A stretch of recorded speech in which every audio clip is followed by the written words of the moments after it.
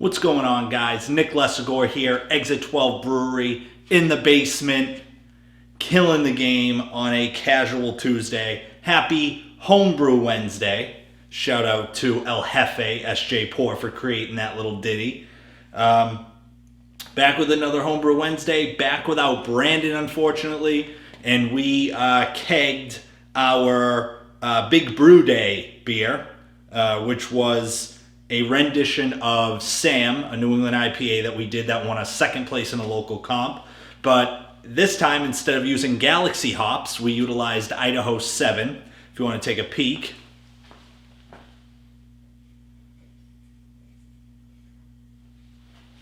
There it is right there. Looking nicely hazy. We did use a little bit of Irish moss in this, as we normally do with some of our IPAs. I like some of the danker looking IPAs. Brandon likes some of the hazy looking IPAs. And there's definitely a difference between the two. So instead of Galaxy, as I mentioned, we utilized Idaho 7.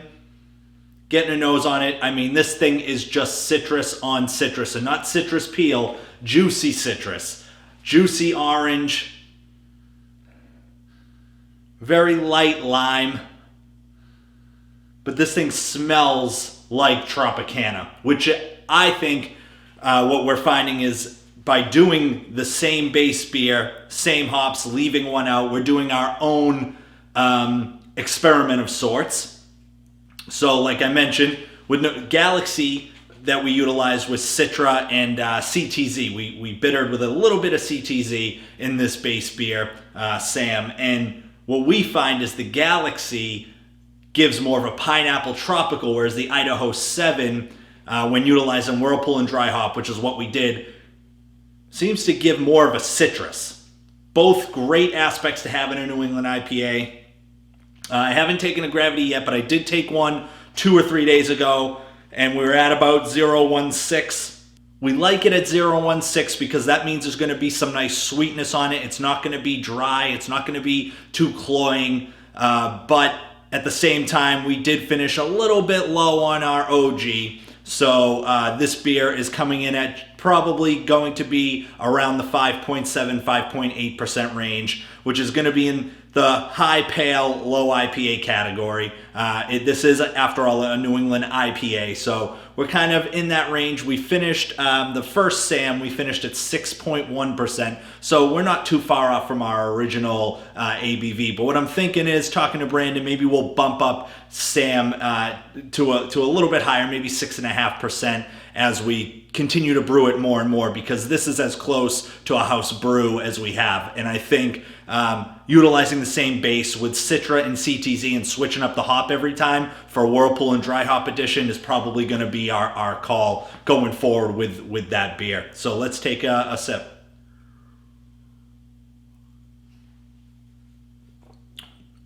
Oh yeah.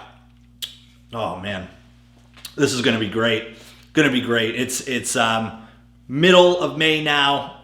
Really hoping it's going to start. We're starting to turn the corner on the weather. It's going to start getting really nice out, so we're going to be able to enjoy this. I'm going to keg up. I already kegged it up. We finished at just under 4 3/4 gallons, so a pretty good yield. I'm going to can quite a bit of that, send out some beer mails of it, because I would like to get the opinion of some of the guys in our club. And I'm going to keg up some of it for Brandon, and we'll split whatever is left over from canning. But got some quick clips for you. The first one is of just about an hour ago when I was transferring.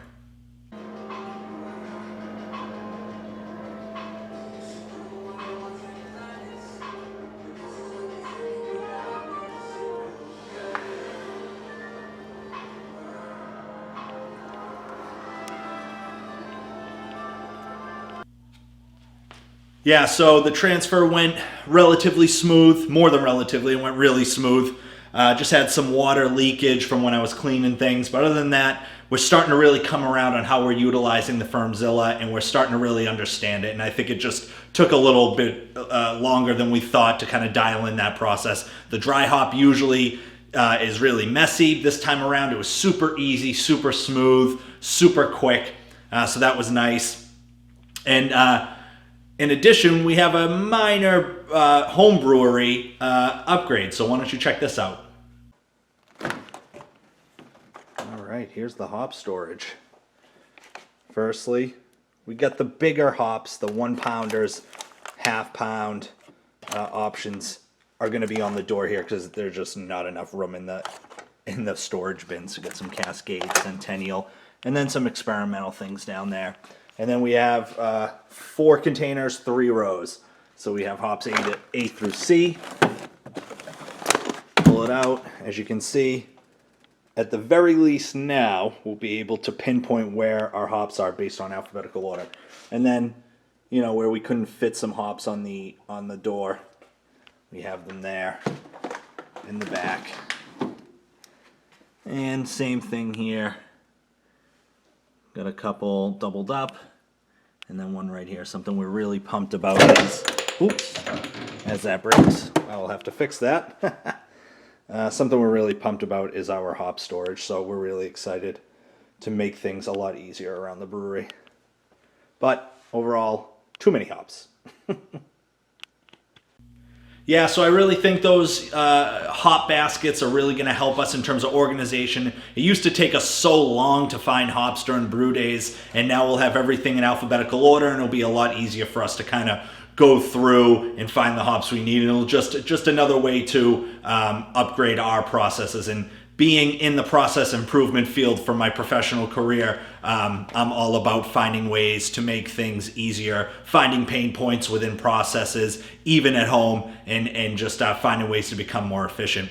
And things we have coming up for home brewing, Brandon and I are putting together a recipe for a nice, clear West Coast, I'm thinking pale ale, but it might be an IPA, I don't know yet. I'd really like to brew something crystal clear and use up some of the Whirlflock tablets that we have, because I'm finding the Irish Moss is good for like a New England IPA, where it doesn't clear it out completely, but the Whirlflock, in my experience, really gives the beer a nice clearness. So I'm really excited to utilize the Whirlflock, and we're going to utilize a couple of 1 or 2 experimental hops from a year or 2 ago. You know, just kind of trying to clear out the fridge a little bit of some of those older hops and kind of make some space as we continue to organize and things like that for some newer hops, hopefully. Now that Homebrew Con has officially been canceled, which is really too bad, you know, we have another year that we can use up our large hop storage, as you saw, and maybe eventually we'll go to Yakima Valley Hops or another hop supplier and kind of re-up on some of those hops. I know one we'll need soon is probably Citra, as we are running through that pretty quick as we brew the second iteration of our SAM New England IPA, and that utilizes probably a little bit more than 6 1/4 ounces of Citra alone. Well, probably on the 4 range, 4 to 5, but yeah, utilizes quite a bit of Citra. So yeah, that's what we have coming up. You know, until next week or the week after when we put out a new video, hopefully Brandon and I can get together soon and brew once these kind of stay-at-home orders kind of lessen a little bit. We're starting to see things turn around, hopefully for the better. We're starting to plateau here in Massachusetts, so you know, the light is just over the hill for the end of this thing, hopefully. But until next time, happy brewing. And don't forget to follow us on social media. We just opened a BrewTubers Instagram account that Brandon's doing a great job of running. I throw in something every now and then, but Brandon's really the genius behind that. So check that out on Instagram at BrewTubers. Twitter, I run that end at BrewTubers, at Exit 12 Brewery. And feel free to chime in and have some great conversation. All right, guys. Cheers.